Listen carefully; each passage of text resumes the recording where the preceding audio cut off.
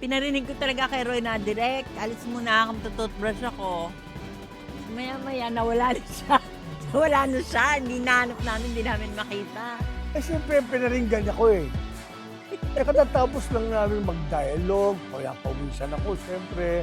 Eh, nag-toothbrush din ako, tapos naglagay ako ng kung ano-ano sa mouth ko. Siyempre, ayokong mapahiya kay Osang, ano?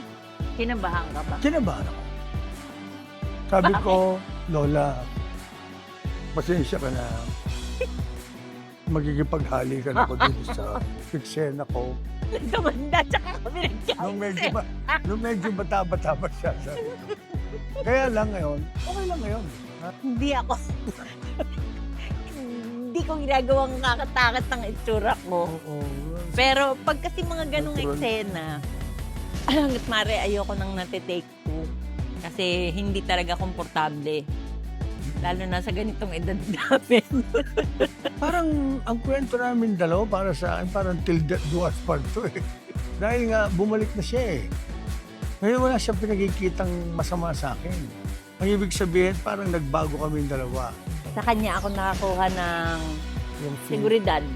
Dahil dahil kabado na ako sa pwedeng gawin ni Tanggol sa akin. So, kailangan ko talaga ng magbibigay sa akin ng proteksyon. At siya lang yung alam kong makakapagbigay sa akin. Nung una, tinanong ko sa'yo, di ba? Oo. Lights on ka ba? Lights off? Sabi niya, lights on. Lakas ng loob, ano? Oo. Ikaw ba?